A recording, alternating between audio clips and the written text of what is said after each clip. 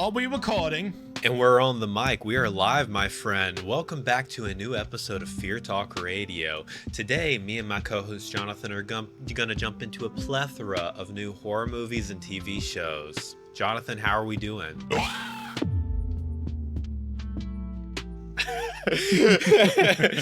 The voice. Cool. All right. What's up, everybody? Welcome to Fear Talk Radio. We are here today with a brand new episode after about a month. It's been our biggest hiatus just because I've recently graduated with a master's degree. Because someone... I'm educated. After getting a master's degree in music, I know that now I am ready to take on the job market. So I'm very excited to be unemployed. Yeah. I have to come to I have something to admit. I need to come to my senses with some stuff that I've been doing on the channel.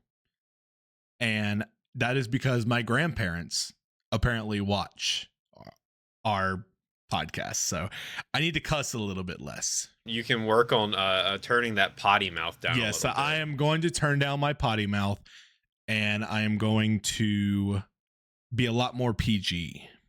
Yeah, you know what? Actually, I'm going to keep a list going. I think you've only said the F word one time, so I'm going to keep a tally mark right here. So you're going to tally it? Yeah, I got you. I'll keep a tally going. And just to have the spirit going of this new fun little game that we're going to be doing of seeing how many times I can't say, the F word. I'm actually going to be opening up this thing called Big Spiz that I got at Buc-ee's from my sister's wedding last week. Okay, what is this? It's America flavor, and it's 16% alcohol. Oh, that's awesome. So let's see how far this goes. Okay, so are you going to take one every time you cuss? Oh no, I'm just drinking it. He's already in, folks. He's already in for it. All right, so if you don't know what Fear Talk Radio is, if this is your first time tuning in for the broadcast, we basically hop into a whole bunch of different horror topics, movies, TV shows, games, and main events. We kind of just dive into everything horror related. We're two big horror fans. I got even the tattoos to prove it. You can't even see it. It's Freddy Krueger on my arm. But we love horror movies and horror games, everything horror, and we're glad you're here. So let's hop into it.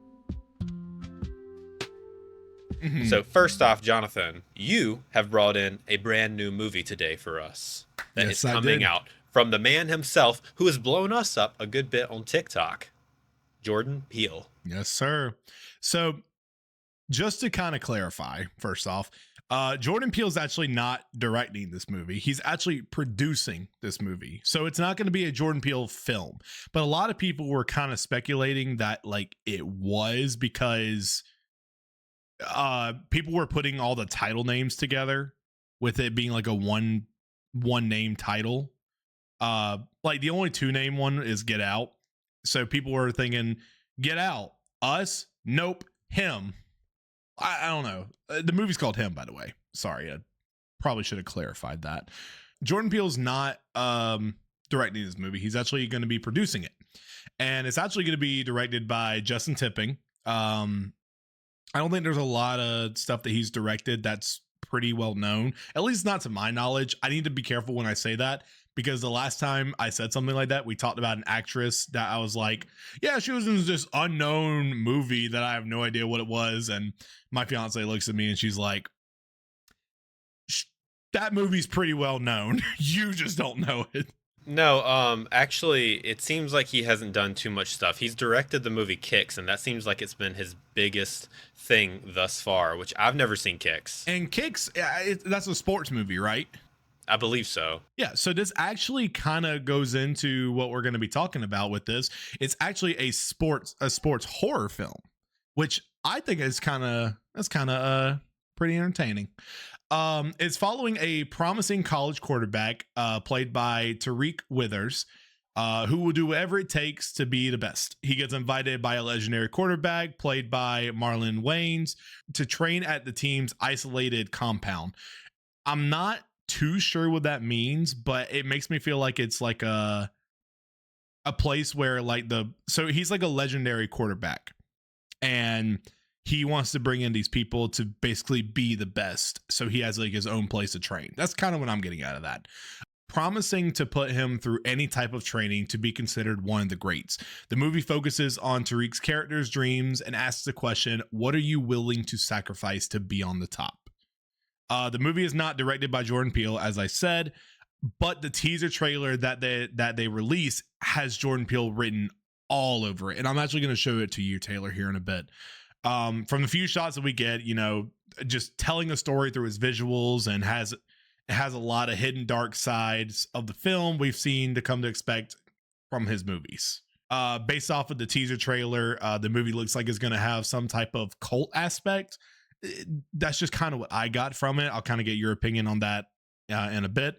Whether that be through worshiping leaders or higher gods, or sacrificing others, be it just other people in general or other members that are there training. It seems like there's going to be a lot of fun stuff to pull out of this new Jordan Peele horror movie. And I'm calling it that. I'm calling it a Jordan Peele horror movie because I feel like it has his footprint like littered all over it. It looks very Jordan Peele. I mean, from the name to like exactly like how it's shot. I mean, the scenes, there's like a distinct style that he has in that, like, I don't know much about like how film is done and whatnot and how camera shots are done, but it looks Jordan Peele, and that's all I can really say about it, you know? Oh yeah. It's just like how you know something's country music versus like rock music. You can just hear it. And so with this, what it looks like this new Jordan Peele horror movie is hopping into is the effects of like CTE, which is chronic traumatic, I'm gonna butcher this, encephalopathy. It's basically what happens to a lot of football players, UFC fighters who get a lot of head trauma. This looks like one thing that they're diving into, and like, how far are you willing to go as an athlete, putting yourself through irreversible brain damage just to be successful? That seems like one of the aspects. Also, you see him like shooting up steroids or whatever it might be, maybe a performance enhancing drug. That also makes you think, hey, maybe is this dealing with like the ethics of that, but in a horror medium, which is super cool. It seems like there's a lot of um, just like real world things being expressed in like a heightened degree. And that's what we were talking about with horror. Is what horror does is it takes real things from real life and it basically elevates them to make them even more horrific. Yeah, I 100% agree with you. I think that's what makes, because we were talking about it earlier, the Poughkeepsie tapes. I think that's what makes that movie very scary, is that it's things that happen in real life, and making a horror movie out of it is, insane. Because there's actually because as you were talking about it, I just kind of remembered it. There's actually a horror movie. There's actually a regular movie that I think is called Concussion. Is that with Will Smith? It is Will Smith. Okay, I swear. Yeah. Okay. I swear that there was a movie made like in the last 5 years about this. So I don't.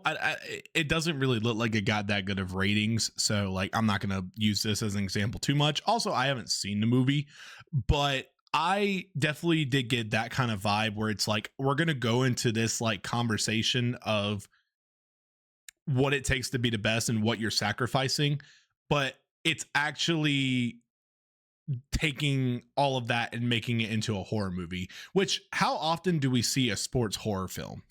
I think that's never. That's really why, cool. Dude, you were telling me about this, and I was slightly apprehensive because I was like, "What the heck are they gonna do like with a football horror film?" Like, that's kind of what I was thinking. I was like, how do you make some? And I think if there's somebody that could do it, it is Jordan Peele. Oh, for 100%, it is Jordan Peele. I give that man so much props. Like, this already, like, it looks very similar to not Us, but it has similar vibes to Nope, at least to me.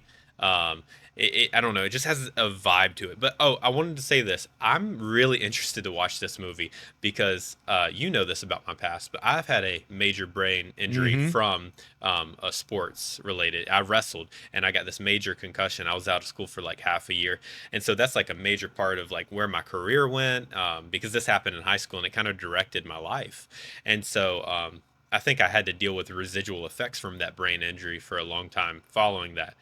So I'm really interested to see what these guys do with this film. It's gonna be super fun. Yeah, the movie comes out September 19th. So it's still a little ways, like a few months, but honestly, like I couldn't be more excited about it. I think that's one movie I'm really looking forward to this year.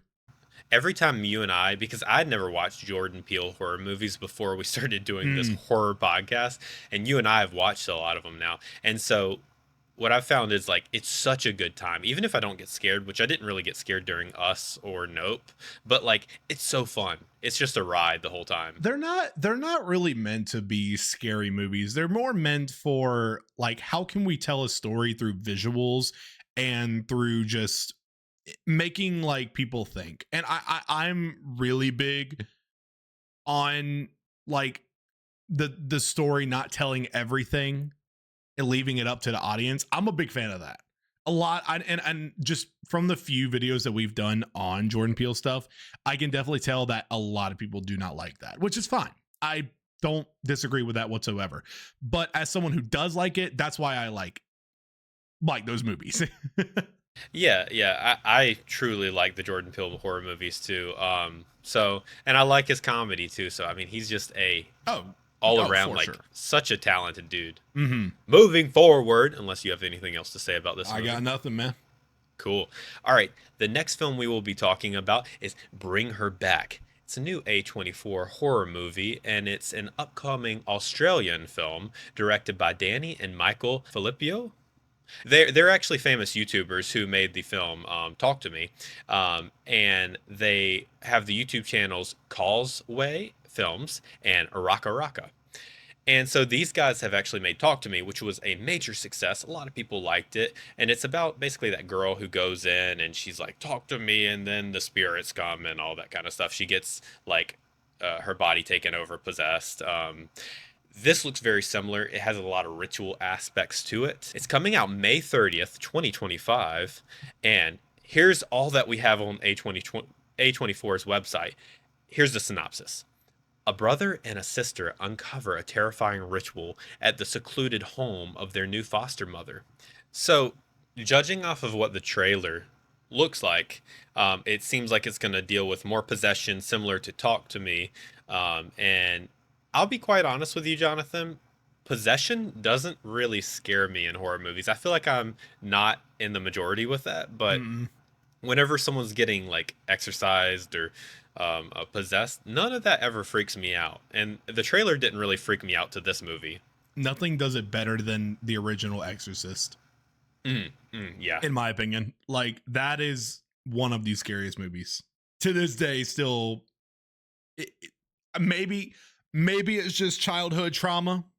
Maybe it's I don't know, but something about that movie just freaks me out. So I can't go back and watch it. This film in general, I don't know. Did you get scared watching the trailer? Mine's, I think there was like that one part where something was like coming out of their stomach, kind of like made me like uncomfortable. But like I think that's just more like body horror than like possession horror than anything. But like also, not to say Hereditary was like possession, but like it kind of was. And I think No, it that movie, definitely I think was. that movie does it pretty well. I would say, okay, Hereditary actually freaked me out. Yeah, but Hereditary is also really good because of the family dynamic. Just Yep. the way the characters are like feel real, like you actually like have empathy for them and you have like an attachment. That's just me. I know there's a lot of people who do not like Hereditary as well. One of the worst scenes from Hereditary is whenever the mom is just like wailing after her daughter, spoilers, gets like her head clean taken off and Oh she's yeah. just like wailing on the ground like with her husband. Like it's shot from the top of the bedroom, so it looks like you're seeing something you shouldn't be seeing. Yeah. It's very uncomfortable. Oh my god, yeah. Again, this movie, Bring Her Back, actually looks super well shot, similar to how well shot the Jordan Peele horror movie looks. I do like A24 movies just because they always look super artsy and fun. You can never say that the cinematography is not good in an A24 movie. just to kind of get like an example of what A24 movies there are. These aren't horror movies, but like Moonlight, Everything, Everywhere, All at Once. Like those are like great movies if you haven't seen them. Yeah. I've never seen Everything Everywhere All at Once. I need to. I haven't finished it, but from what I've seen, it's pretty good. Go check out new Bring Her Back May 30th. It looks like a super fun movie. And next we are jumping into a flop, something that we talked about before on the channel. And now it has come out, the reviews are in, and we are here to give the diagnosis. Jonathan. I called it. That's all I'm going to say. I called it. What did you call? I knew the movie was going to do bad. Until Dawn, the movie. Oh, you poor, sweet child. You had such potential, and you blew it. You blew it. How did we come to this? Well, let me explain. No. So yeah. Until Dawn did not do good. Shocker. Who would have thought? Now, I know a lot of people don't like to base stuff off of Rotten Tomatoes, but I am going to base this off of Rotten Tomatoes. Until Dawn has a 53% on the tomato meter, and for the audience score, it actually has a 68%, which is still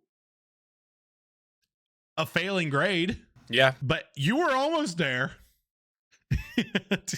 Yeah. It didn't do good. It did not do good. Apparently the sales were not good.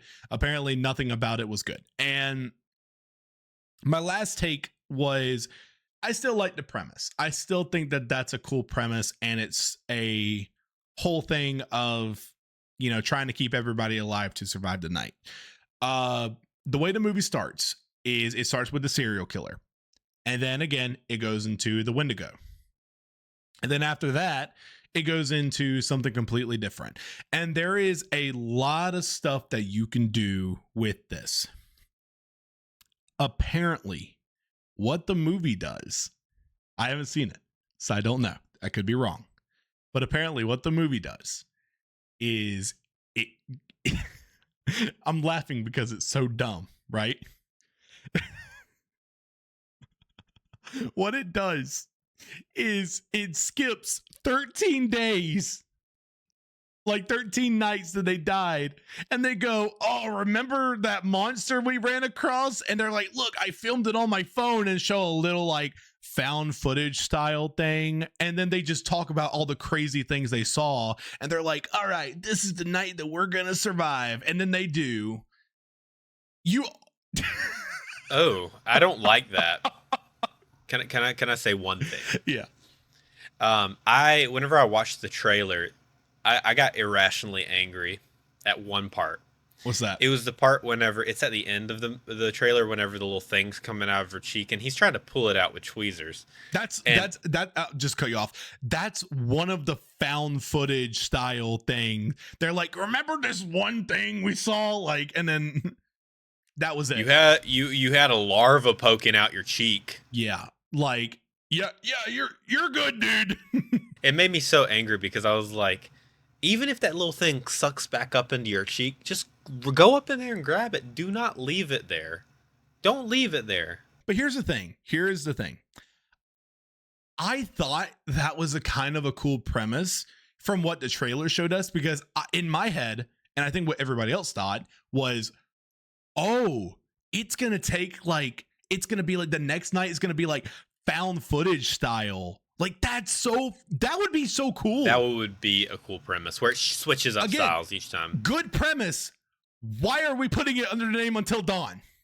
As one person on our TikTok commented, because we released a TikTok based off of what we had talked about last time. This is before the movie released, by the way. I made the prediction of this movie's not going to do good. This is how the movie premise is. Why are we doing this? One person said that this is just pure IP bait, which is so true. If you're wondering what IP bait is, it's basically where you just take a popular IP such as Harry Potter, Star Wars, whatever it might be, and you just throw the name on it and say that this is that, even though it's a totally different story you're telling. And there was actually one person in our comments that said that they never played the game Until Dawn. and that's why they enjoyed the movie. And it's like, I, yeah, I could see why you would think that. Again, it's a pretty cool premise. I think for the game, I think for the name Until Dawn, it just doesn't work. And here's the thing too that I had to kind of point out to one of our commenters. Uh, it doesn't. I feel like it's not having any praise towards the game, like for people who are fans of the game, because the only characters apparently they show Josh, which is played by Rami Malek in the game. Apparently they talk about Josh or something like that. I don't know how that works. And they have the therapist, and it's like that's it. That's like the only connection to the game. Because like to me, I think the best part of Until Dawn is the characters. Like you like Sam, Mike, Emily, Matt, not Matt. Oh wait, no, Matt. No, Matt was one of them, I believe. But it's just why it felt like this movie was made to just be like, we have a movie, but we don't have a title for it yet. Or they had the movie ready, they had the movie going, and it was like, hey, the IP for Until Dawn's up. Let's just slap that shit on there. I don't know. It's just, it's a whole mess. It's a very big mess. The movie didn't do good. The characters are boring, apparently. Again, I don't know. I'm just going off of what I've seen. I don't have a desire to watch the movie unless it comes free on like Netflix or some shit. Like I'm not gonna go out of my way and watch this movie. Maybe for like like a funny horror movie night to be like, hey, let's just see how bad is this. I don't know if it would even be a bad, funny horror movie because it seems like it's actually like it looks boring to me. I don't know. That's my opinion. It's like I know trying now. it's trying to take itself very seriously. Yeah. And like maybe if it was a little like poking more fun, Just go watch like Sharknado or something like that. go watch Tire. You keep on bringing up this movie Tire. What the hell is Tire? It's about a killer tire, dude. No, I need to look this up. I do have no idea what Tire is. Here, I'll pull it up for you. Or it's called Rubber. I'm sorry. It's called Rubber. Rubber. Yeah. Rubber. It is a 2010 horror movie about a killer tire. Is this supposed to be a comedy? Yeah, it's a horror comedy. Yeah, I don't think it's not supposed. But I don't. Have you seen it? No, no. But I think it's one of those movies that where they're like they didn't mean for it to be horror funny, but like it is. Dude, it actually I kind of want to watch this. Yeah. Dude, why did it almost have $1 million budget? I did not know that.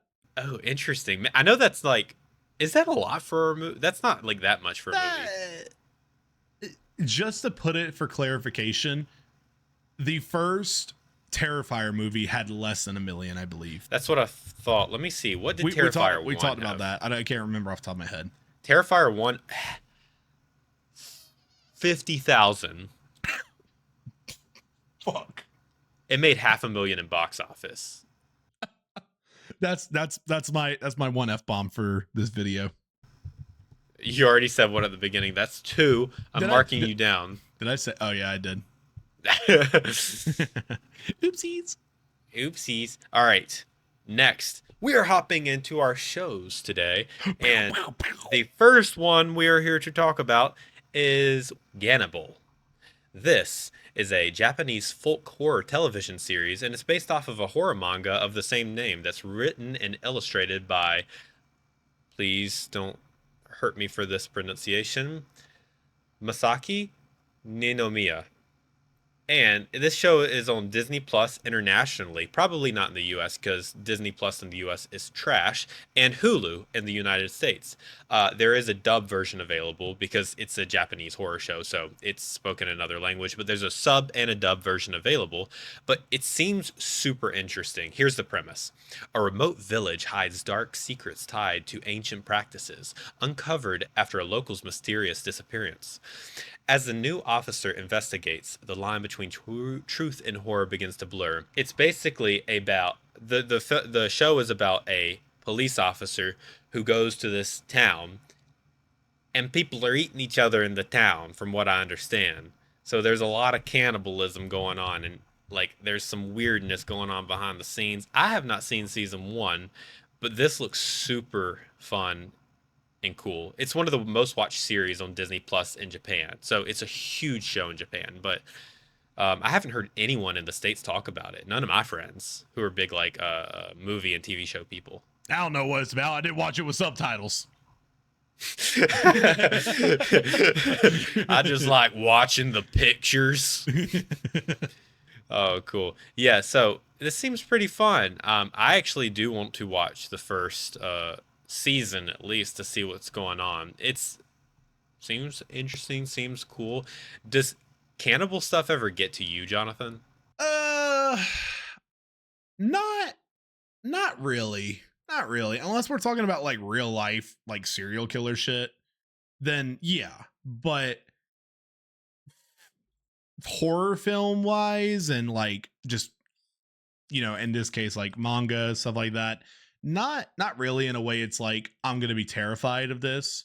In fiction for, cannibalism, there's not really any of it I can think of off the top of my head that's like memorable to me, except maybe The Walking Dead.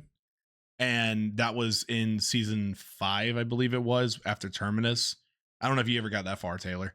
Yeah, I did. Uh, they actually ate some dude's lives. Spoilers Yeah. for season 5. If you haven't gotten there, it's been out for 10 years. What are you doing?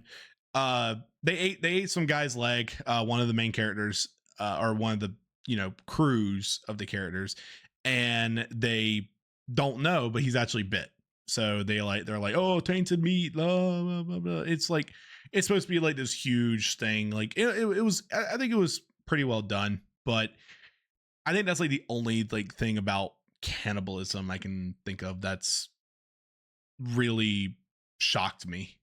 But like I'm sure there is other examples, but I just can't really think of anything.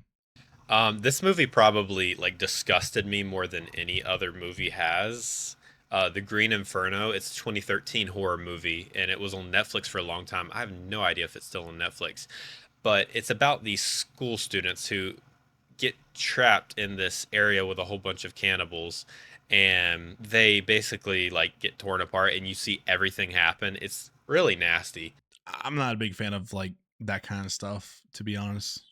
Yeah, because like they brought up this larger guy onto like this rock, and he's like, "Oh, are y'all celebrating me? Are y'all celebrating me?" And then they like grab out a saw and they're like, he's like, ah! Oh wow, yeah, I can picture every moment of that. It was quite disgusting, and that still lives rent free in my head. That scene in particular. Yeah, yeah, We are a horror show. yes. Jonathan, what games do we have on the docket today? All right, so I have my game, and I was really excited about this because I thought this was a new game coming out. It is a game called Alien Rogue Incursion. I thought, oh my god, a new Alien game. I this is probably a bad take, probably because I haven't played them, but I'm not a fan of the army games, like games where you're like an army man and you go into like a uh big lot of the aliens. Wait, okay. Are you talking about Colonel Marines or whatever? Is that Colonel Marines? is that what it is? Fire Team Elite, Fire Squad Elite, whatever it's called. It actually looks kind of good. I kind of want to play it. I will say this, and I will defend this until the end of time. The AVP, Alien versus Predator, video game is so much fun. Yeah, Colonel Marines, an alien shooter reloaded. Yeah, those games they don't look that fun to me because again, the best alien game of all time, Alien Isolation. I will say it till the day I die. Great game. If you haven't played it and you love horror games, that is one I recommend. But this is not about Alien Isolation. This is about Alien Rogue. That's what I'm going to call it. It looks good from what I saw. There was a trailer that dropped on IGN about a few days ago, and I was like, "Oh my god, this game looks amazing. I have to talk about this." the more research I did into it, it's actually a game that has already came out. It's just an enhanced version, but also that game is a VR game. Yeah, I knew it was going to be a VR game. But the I one that's didn't know being it was already out. but the one that's being remade is actually going to be, you don't have to have a VR headset anymore. Huh. Yeah, so it'll actually be very nice for people who want to enjoy the game, because I think that's what makes games like unfun. I think there is one game in particular that is a story game that needed to be VR, that I don't think you'd get the same response from it as like a PC, like computer mouse or keyboard and mouse, is Half-Life Alyx. Yeah, I thought you were going to say that. That is one of the best VR games I've played. And I haven't played many, so don't, my standards are probably low. But that is a very good game, in my opinion. But this is one I actually do want to try. I saw this, I was like, that looks interesting. I really want to try that. So I think I don't want to go too much into spoiler territory with it, but I do want to tell everybody about it. From the looks of it, it's basically Alien Isolation with VR and like having like more guns, because like it's not that big, like you're so defenseless against the alien you're not going to be able to do anything against it. Apparently there are guns to like kill the alien, but you are still very limited on that kind of stuff, so you can't just rely on shooting the alien every time. And apparently from the reviews I've read, apparently the game runs very well in VR. So like, it's a game that's meant to be played in VR. My problem with VR games is that they look like they all look kind of bad. Okay. Have you ever put in your face into a VR headset? Yes. Okay.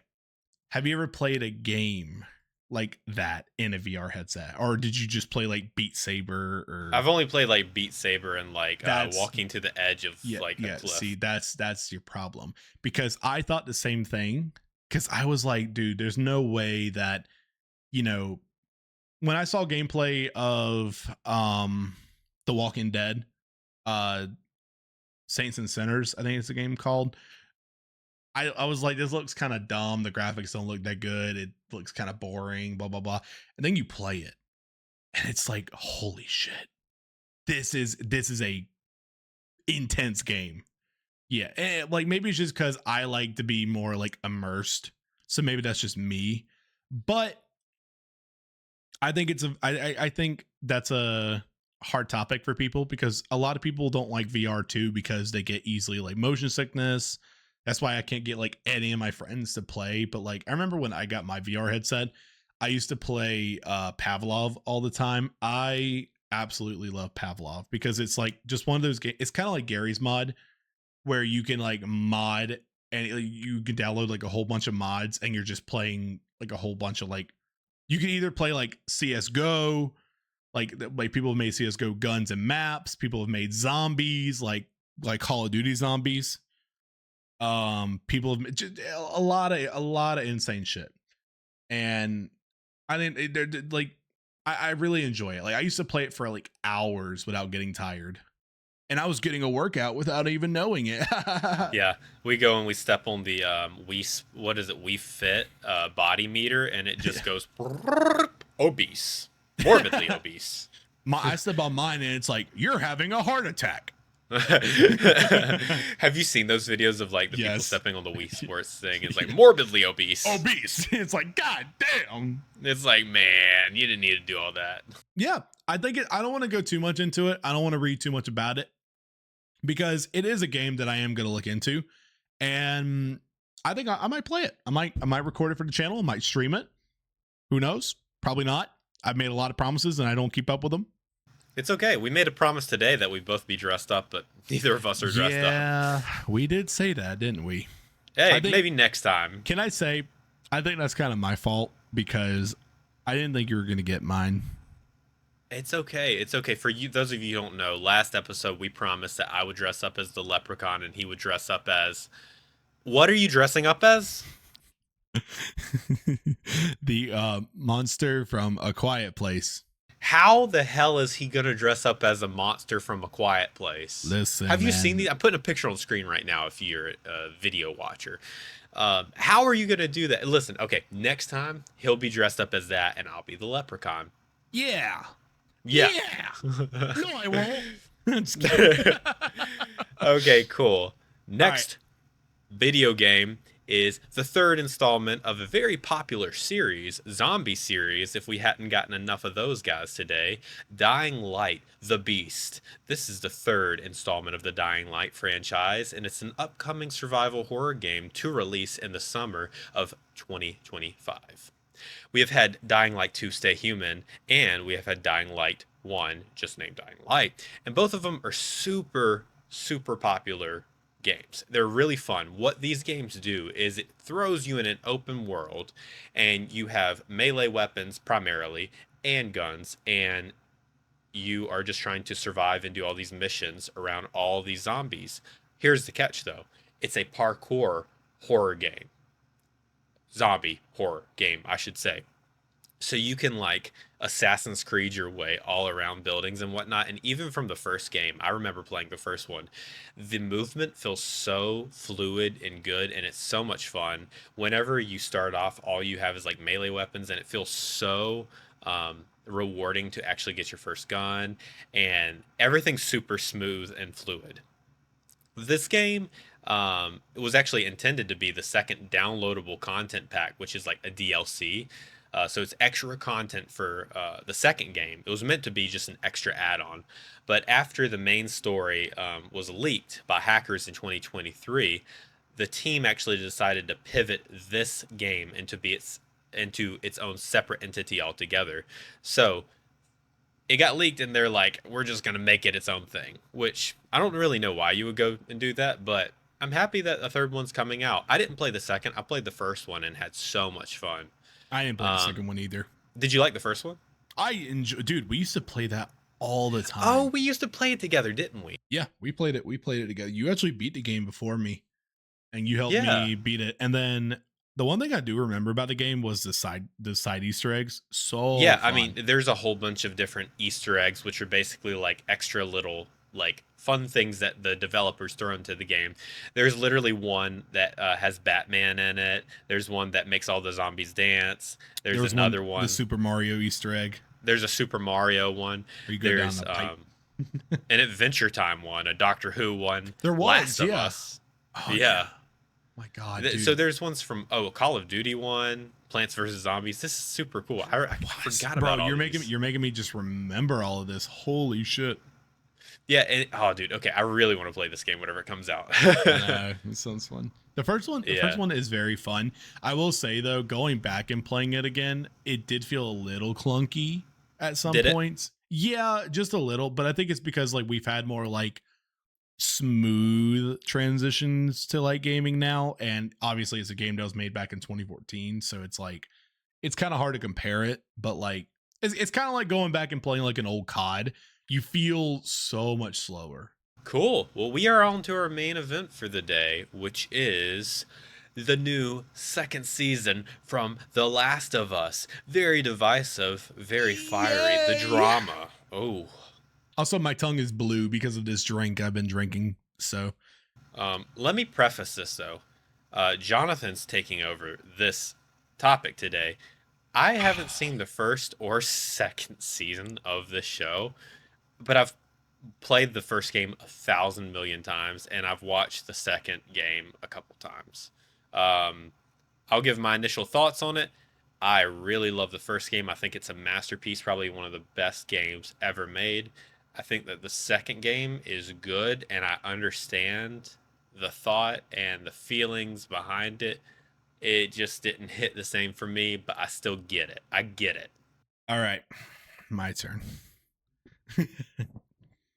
I need to preface this first. We need to talk about my history with The Last of Us. I did not play the first game when it first came out on the PS3, on my PS3 at least. I actually went to Taylor's house because he owned it, and I played it on his PS3.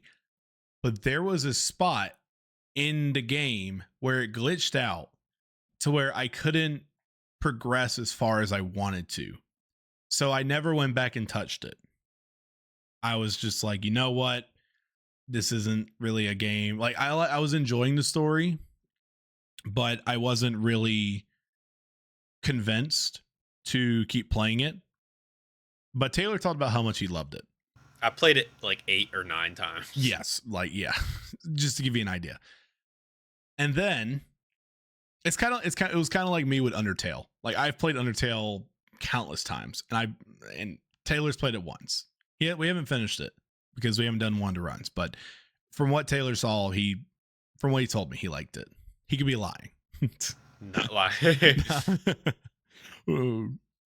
Anyways, so then the game became remastered on the PS4, and I was like, you know what? I'll give it another try.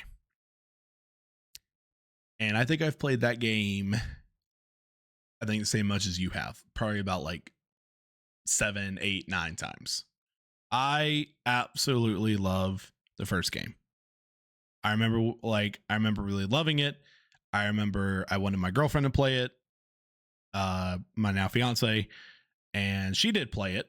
I don't know how she got as far as she did because she is not good at shooters. Love you, mean it, but she actually didn't get to finish it because there was actually a part she got stuck on. It was in the winter. Anyways, then the second game came out and everybody hated it. Everyone hated it. Oh my God. It is the worst. People hated it before it even came out because the story got leaked, because it got delayed. It was supposed to come out in 2019, and then it was supposed to come out in 2020, and the story got leaked, and so many people were like, this is bullshit. This is that. And I'm going to go on and say this now, just to go on and get it out the way. This is going to be spoilers for the second game and the second season if you haven't seen either. And even if you are caught up with the show on the second season, I'm still going to be spoiling things for the game that are going to be shown in the show. So this is your spoiler warning. If you don't want to hear anything about it, skip to whatever. Just keep going ahead until you stop hearing me talk about it. But yeah, so this is a game that I will defend with my life. I will defend this game forever. It is one of my favorite games. Like if I had to put it like top 5 best game, dare I say it, better than the first game. Dare I say it. That is going to get so much hate. Oh, sorry. So the second season was coming, and let me pause, rewind. The first season was announced, and I was excited. A lot of people did not like the casting, not Pedro Pascal as much. They didn't like Bella Ramsey as Ellie. I didn't mind it. I thought she was very good as a 14-year-old girl. I thought she's convincing, she's funny, she's aggressive, and she does the role that Ellie creates. That Ashley Johnson created. Bella Ramsey killed it. I will say that with 100%. I love the first season. It was very great. They change up a lot of stuff, but I think it's things that didn't change how the characters are, how the story goes, nothing like that. Like, yes, they changed up like the whole Bill stuff, but I thought they absolutely killed it the way they handled Bill and Frank in the third episode. If you haven't seen that episode, that is a great episode. Like, hands down. Also, just the entire show in general of the first season is amazing. Then the second season starts, and the second season started pretty strong for me. I like the first episode because it actually dives into stuff that the game doesn't dive into, and it's actually the day before the game actually starts, and it shows the dance that Ellie and Dina have in the beginning. compared to when you play it in the game, you don't see it till way later unless you saw the trailer, which I did. So it's like I already had the context. A lot of people didn't like that, but it's like, why are you not caught up on it if you like, why are you playing the game if you haven't watched the trailer? I know a lot of people don't, but that's just, I don't know. I get why people don't like that. Anyways, so they actually showed that scene. They showed a whole, whatever, the Seth calling them a slur, Joel coming in to defend them, and Ellie being like, I don't need you, blah, blah, blah, blah, blah. And then they showed a scene that actually is showed at the end of the game where Ellie confronts Joel. But instead of Ellie talking to Joel at his house, she just walks past him. She doesn't go back. Now, they might change that up later. They might be like, she did go back later or whatever. But that's just how they showed it. Episode 2 starts, and episode 2 is, they change up a lot. But again, I think it's one of those things where it's like they change it up to where it still feels like it works, because instead of Joel and Tommy being on patrol, it's now Joel and Dina on patrol. And Tommy is now staying back at Jackson because apparently there's like a few stragglers coming around the walls. So they think something's going to happen. And there ends up being like a huge like zombie horde that comes to the walls of Jackson, and Jackson gets attacked. I like that scene. I thought it was really well done. And I like the premise that Joel and Dina are together and that Jesse and Ellie are together instead of Ellie and Dina. I don't hate that. I don't hate that at all. The one thing I didn't like about it is that we don't really get to see the connection of Dina and Ellie actually liking each other until later. And I'll kind of get into that. But so yeah, the big storm comes, and Ellie and Jesse have to hide out, and Jesse then goes to the bunker where all the like weed was from one of their like fallen comrades that died a few weeks ago, however long ago it was. And Dina and Ellie are the ones that find that in the game, and they do things down there. I'm not going to specify that anymore. Anyways, so the game again, they're just going two different directions with it. And Abby actually ends up running into Joel and Dina. They rescue her the same way that Joel and Tommy did, and Abby leads them back the same way that she did with Tommy and Joel. The same things happen. They end up finding out that Dina or Abby is actually there to find Joel, but instead of knocking out Dina the way they do with Tommy in the game, they just kind of give her some like shot to like knock her out instead of beating her in the head with a gun like they did Tommy. First off, disrespect to my boy Tommy. And then Ellie and Jesse find out through radio comms that Joel and Dina haven't made it to their, post lookout. They haven't been caught up or nothing. So they go out to try to find them. And obviously Ellie ends up finding the cabin they're in and finds Joel getting beaten to death. And the scene plays out the exact same as it does in the game. It's still very sad, and it's still very emotional. It's very hard to watch. I think the game does it a little bit better, but that's just because Ashley Johnson just kills it. But Bella Ramsey does a really good job at showing like emotion with it. Even after Joel's death, she shows a lot of good emotions to it, where she's like visibly upset about it. But we'll kind of get into that a little bit more when we get to like the third and fourth episode. So obviously Joel dies and Abby and her crew walk off. Something that they did change up that I'm kind of forgetting about is Abby had like a whole monologue, and she just spills out why she's there. Like, so now we know why she is there. We know interesting. Which the game doesn't tell you until about halfway through. I think that it's really okay. I'll get into my opinion later. Yeah. Go ahead. Because I want to. I was just gonna say, I think it's better you hate Abby. I think the show should do the same thing the game did with that.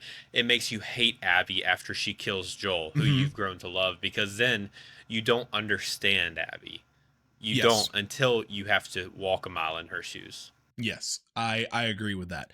But I don't think I still don't think that it was done bad. I still think it works because I think for as an audience member, maybe that was one of the biggest things that the game got a lot of criticism for. So maybe the director and the writers were like, maybe we should change that up just a little bit just to kind of please people and know why Abby was there, but still have Ellie go and find her, blah blah blah blah blah. Episode 3 happens. This is where I feel it takes a drastic change. So in the game, I don't even want to say a day later. I think the next morning after everything happened, Ellie is like, I'm leaving. I'm going to find those people because they have a clue because Tommy saw something on their badges saying that they were from Seattle. So he thinks that's where they're from. And they end up not leaving right then and there. Tommy tells them to wait for the morning, and they go to Joel's house in that morning, get his gun, and she just reminisces, smelling his jacket, stuff like that. And they go downstairs, and Maria is down there, and she tells them that Tommy left to go find them because they killed his brother. And Maria lets Dina and Ellie go because she's like, you need to go get him back. But we know the intentions of why Ellie wants to go too. She wants to find Abby as well. And all her friends. The game, on the other hand, is 3 months later. They are still in Jackson. And Ellie's going to therapy. And Tommy, he's just living his life. This is in the show you're talking about. This is in the show. The disrespect to Tommy as a character, because we are known that Tommy was a Firefly and him and Joel did they did crazy things. They did bad things. Like, they were not good people. And for Tommy to just stand by and just be like, oh, well, that feels just not like Tommy whatsoever. And Ellie, Bella Ramsey's Ellie, is just like, she feels very nonchalant about it. Like she doesn't care at points. There are times that you can see the emotion, especially when they go to Joel's house.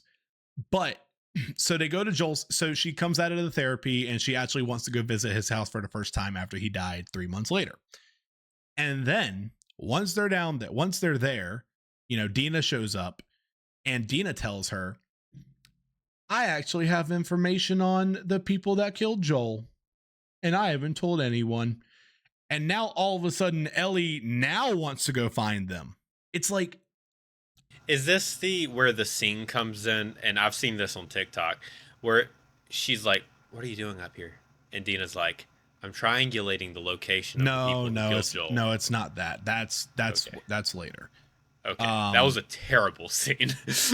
I don't like the 3 month gap, because I liked it when Ellie was like, I'm going. I don't care who's in my way. I don't care who does what. I'm going regardless. And you can't stop me. And the only reason she didn't leave right then and there was because Tommy told her to wait till morning. And yeah, it's a whole ordeal that just happens in the show, or in the game. The show, what they're actually doing is they're now actually having a council meeting. Episode 3 is all about a council meeting that is coming up about if they should go or not. And Ellie gives this like monologue about like why they should go and everything like that. And the council obviously says no, that they're not going to go. Like, we don't care. But it has the townspeople in it. And one of the townspeople that they actually have stand up for Ellie and Dina wanting to go is the guy that called them a slur. He's not too bad of a guy. He wants to stand for them. And it's like, okay, like Seth was not that big of a person in the game. He was there. He called them a slur. And then the next day he gave her a sandwich. That's it. He has a bigger role in the game, which again, not always bad, or he has a bigger role in the show. Again, not always bad, because they did the same thing with Bill. They gave him a way bigger role in the show than they did in the game, and it worked out. I'm not saying that it doesn't work. I'm just saying it doesn't feel like it makes sense. Like, why him out of all people? Are we just trying to fix his bigotry? Like, are we? I don't know. I don't know. So they end up leaving, and they end up, going and Seth actually helps them escape. He brings them a horse because he was working the patrol that night. So they're trying to make him be like, see, he's not that bad of a guy. Episode 4 happens. And as of this recording, we are on 5 episodes. Episode 4 has made me really not want to watch the show anymore. If I can say that. Episode 4 happens. And again, at this point, we have no connection with Ellie and Dina.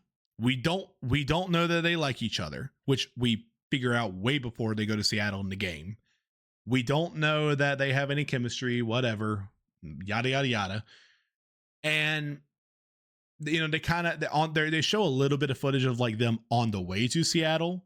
And again, at this point, we are supposed to think that Ellie is a blood-driven person who feels guilt about the way she acted, the way she treated Joel through the years, not talking to him despite just everything, and then losing him and regretting that. It doesn't feel like Bella Ramsey's Ellie is that at all. She feels more like excited to go to somewhere new. Like, I'm in the big city. I don't know. That's just kind of what it feels like to me. And they're also trying to give this the wolves, Abby's clan she's in. They're trying to give the wolves like leader Isaac a bigger role in the show than they did in the game, which I like.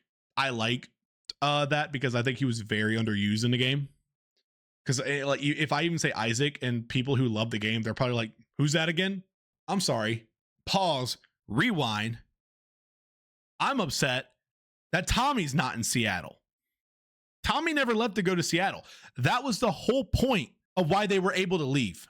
Is he just chilling? He's just chilling back at Jackson. Nice. I think it's disrespectful that that Ellie invited Dina instead of Tommy. But yeah, so what they do is, so they're just there to find Abby and her friends. And the show plays out the same way the game did, except with the whole explosion with the horse. The horse never dies, though, or at least the horse is not dead from where I'm watching. Like, do you remember that? Like the horse exploding through a tripwire? Maybe. It's been a while. Yeah. So yeah, they're riding, like Dina and Ellie are riding together, and then all of a sudden they like jump over a thing, and then a bomb goes off, like a landmine at the wolves' place. And one of the guys who was there that day when Joel died actually kidnaps Ellie, and Dina ends up sneaking in, killing them, and then they kill like a whole bunch of people, and then escape underground. None of that really happens in the show. They're just having a big adventure in the grand city. In the big city, Seattle. Then we get to the part where Ellie has to reveal that she is immune because of the spores. Now, something you have to remember in the show, spores don't exist. Why? Because we can't cover the actor's face for a whole scene. People are here to see Pedro Pascal. We can't cover their face. Really? That is probably, people have speculated that. That's why they did that. I didn't even know the spores were. That's a huge part of what? Yes, I know. Yeah, spores don't exist. Dina and Ellie are running from a mob of zombies, and Dina can't go through one of the one-way gates, and a zombie's about to come up and get her, and Ellie puts her arm through the gate to stop the zombie, and Ellie ends up getting bit. I don't think this is a bad scene, because then they get to the theater, and Ellie's just kind of being nonchalant, not really thinking about like, oh, I just got bit, but I got to get us to safety. They lock up the place, and Dina is pointing her gun at Ellie and is like, you're going to turn don't make this harder than it needs to be. And Ellie like is trying to plead with her, like, I'm immune. Like, you have to believe me. I'm immune. And the way Ellie in the show handles this is so bad, because the next words that come out of her mouth are, here's what's going to happen. I'm going to go sit on that couch. I'm going to go to sleep, and I'm going to wake up, and I'm going to be me. You can sit there all night and watch me. Here's my thing. Why the fuck is she going to sleep? She's like, I'm gonna take a nap. I'm gonna take a nap. I'm fucking tired. You can get stressed out all you want about me turning, but I'm gonna go take a nap. I don't know. It was like a whole thing in the show. Like that, like it did not. I don't know. It just kind of made me rub my head the wrong way. Like, why would you go to sleep? Why would you not stay up with her and be like, I'm fine. Like, see, like, I promise you I'm fine. Like, why does she have to stay awake and stress while you get to take a little power nap? Girl's counting sheep while she's over here, like, having a panic attack about her, like, girlfriend. Like, she's like, I have to kill her. And so then what the game does, or what the show does, I'm actually going to stop here for that. And I'm actually going to explain what the game does first.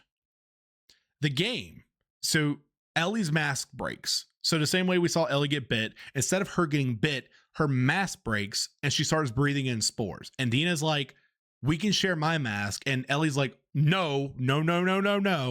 She takes off her mask and Dina's like freaking out. And Ellie's like, look at me. I'm not coughing. I'm immune. Like, I'm fine. And then the zombie chase happens. And they end up getting to the theater. And Ellie is like, are you okay? And she's like, am I okay? I just saw you breathe spores. Like, that's insane. And Ellie's like, I'm sorry. Like, you know, I tried to tell you. And when they were on, and in the show, when they were on the way to Seattle, Ellie actually did tell that kind of exact same story with their mark. She says that she was immune. So they kind of have that same similarity. But anyways, back to the game. What they do is they have Ellie, you know, basically her and Dina talking, and Ellie feels super bad about, you know, everything that just happened, because obviously Dina is shocked. And Dina just drops a bomb and says, Ellie, I think I'm pregnant. Because she was acting weird. Yeah, I remember through that. the stuff. You're talking about from the game, right? Yes, from the game. Yeah, I remember that. And Ellie is like devastated. Like, she's mad. She's like, what are we doing here? Your life is at risk, and not just your life now, a baby is now at risk. And Dina was like, I didn't know, but I'm like a few weeks late. And Ellie's like, a few weeks? Like, we could have turned back. And Dina's like, I didn't want to be a burden. And Ellie tells her, well, you're a burden now, aren't you? And to me, I think that is the start of Ellie just losing herself, showing that she's not being herself. Because one of the biggest things that the first game proves is that Ellie's biggest fear is losing people. And right now, this mission that she is on to find Abby and her friends is pushing away loved ones. And this shows us the start of that. And I think that's why the scene works. It shows the downfall of Ellie's like mental. What the show does. Oh, you're not ready for this. What the show does is they have Dina staying up with Ellie, watching her. Water drips on her face, and she starts like kind of like, and then Dina freaks out, points a gun at her, and Ellie's like, whoa, it was just water. Like, see, I'm fine. The bite's not getting worse. I'm fine. And Dina like starts like coming with a lamp closer to Ellie, holding the gun. And then Dina just goes like, you know, she does the same drop. And she just goes, Ellie, I'm pregnant. It doesn't work there. And then they start making out and getting to know each other. I don't know how to feel about that. Like, because it's like, it's not the like you already like correctly identified the correct spot for that kind of thing to take place. Yeah. She was about to kill her, and then wait, but why did she say she was? It makes sense in the game. Why did she say she was pregnant in the show? That's not the spot to say that. Because because they kind of explain it the way in her mind it worked. It was she wanted to tell her then because she thought she lost someone that she loved and didn't get the chance to tell. Oh, And like, because she thought Ellie was gonna die, and obviously that hit her hard. And then all of a sudden she like started kissing her, and she thought, I thought I was gonna lose you, so I just, this was the best thing I thought I could do. First off, not the place, not the time. so why did they start having sex? I don't know. Like that's I the part that's a bit genuinely of a do head not know. scratcher. But then they wake up the next morning and they start like, "Ooh, we're so in love." Morning breath. Ew, God, dude, don't say that. They say that. And What? the worst, yes, Taylor, I'm being so honest. They say that. And then the next thing that Ellie says, like they start talking about the pregnancy. So they're like, it is Jesse's, right? And they're like, yes. She's like, yes, it is Jesse's. And then Ellie goes, so me, you, and Jesse are going to have a baby. Holy shit. I'm going to be a dad. Taylor, it's so hard to watch. Like me and Colleen were watching it and we just look at each other. We're like, what the fuck are we watching? How did the quality go down so much from the first season to the second season? Here's my thing, and here's my theory. I think they're making the show worse to make the game seem better. Do you think so? No, I'm just fucking with. I mean, here I have a theory in regards to why people truly like hated The Last of Us Part 2, like the game. That damn woke show. I mean, I think that some type of Gamergate stuff, like the whole like, why are you putting woke stuff in my video games? Of course, that has something to do with it, but I still think that people shouldn't care about that kind of thing. It doesn't matter. But I think the true reason is, and it's the difference between you and I. I didn't like the second game initially a lot. I really didn't like it. And you kind of convinced me otherwise. And now I don't like the second game, but I understand it. Yeah. And if you spend so much time with the first game for almost a decade, and then you jump into the second game, and they just do you like that with Joel, it's so hard to explain like what kind of whiplash it is. Yeah. One of the biggest criticisms. So I actually had my buddy Dakota or Grim play this game recently. He actually played the second. He played the first one. So what he did is he watched the show, the first season, then played the first game. He had never touched it, never played it, and he loved the game and the show. I told him, I said, once the game comes out on PC, you need to play it. And I watched him play most of it. There was like some parts I didn't get to watch him play. And it's just a whole, he kind of went through the whole thing that a lot of other people did, where they were like, it didn't feel like Joel to just tell random people his name and like just be like not have his guard up, which is where like I was a little concerned about that comment, because to me what was one of the most baffling moments was Joel in the beginning pulling out a guitar and singing to Ellie, which is not what he does. Like that's not what he did at all in the first game until like maybe towards the end when he actually started liking Ellie. Yeah. And I don't know. Like I see why a lot of people were upset, because obviously like Joel was a big part of the first game, and now we're not going to get a lot of moments with him in the second game. You do get moments in the second game, which are some of my favorite parts of the second game. It's really awesome. It fills in the gaps between the first and second game. But I want to end it off on this note. The show's not great. The game to me is amazing. And if there's anything that convinces you otherwise of why you don't feel like you like the game, I think there are a few people, just to name some off the top of my head, Video Game Donkey and Girlfriend Reviews made very well made videos talking about why The Last of Us works. And I think they explain it well. Like Donkey's review of the game is one of his most disliked videos because he liked the game. And then he made a video responding to the comments of that video. Those are the two videos I recommend watching with that. With Girlfriend's reviews, I recommend watching their Why Last of Us 2 Works. I think that's what it's called. I'll tell Taylor to put them in the link in the description. I'll send him the links and then we'll have those in the link if you really want to go check those out. But as someone who really loves The Last of Us, as someone who thinks the games are fun, amazing, and just have a very deep, compact story that, again, not a lot of people are going to understand, not a lot of people are going to get. I definitely recommend watching those videos to try to get a better understanding of why the game works instead of being upset that they kill your favorite character and it's just a bad revenge story. Because that's kind of all the only things I really hear is bad writing, which I think it does have a little messy parts. Yes, I will 100% agree with that. But I'm able to look past that kind of stuff very easily. If when one, the gameplay is really good, and two, if the story still works, which to me it does. Let me say this, man.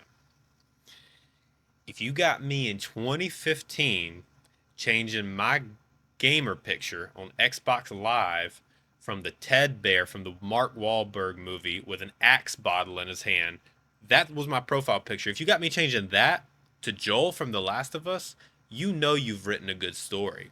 Did I change my profile picture whenever The Last of Us Part 2 came out? No. I didn't have the Mark Wahlberg Ted with an axe bottle in his hand, but I still didn't change it to smashed in Joel's head because I was upset. Let that sink in for a minute and tell you where I sit with The Last of Us Part 2. And just to let you know where I sit on The Last of Us Part 2, I changed my computer background to Ellie from The Last of Us Part 2 after the game came out. Just to let you know where I stand on that. I could sit here and like listen to you talk about The Last of Us Part 2 for like hours. It's quite honestly like so it's really interesting to just listen to you talk about it. Whenever I'm really interested in something, I could talk about it for hours. It's just interesting. Like you have so many, like you're good at explaining these things. So it's really fun. We're done with The Last of Us. I don't want to talk about it anymore. All right. And we'll probably have an update on The Last of Us season 2 after the show is fully out. And I might watch it soon. Where can we watch this show, John? Max. Oh, for everyone who has that. It's not, yeah. I have it with a bundle for Disney Plus and Hulu. So cool. With that all being said, this was a fun episode. I had a lot of good times talking about these horror movies coming out. I feel like this is one of the more loaded episodes we've had with like a lot of stuff I genuinely want to see. Yeah.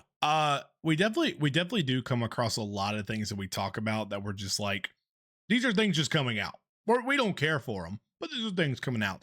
But like with the Jordan Peele movie that's coming, with the movie that you were talking about, I can't remember the name of it right now. Bring Her Back. Like that seems good.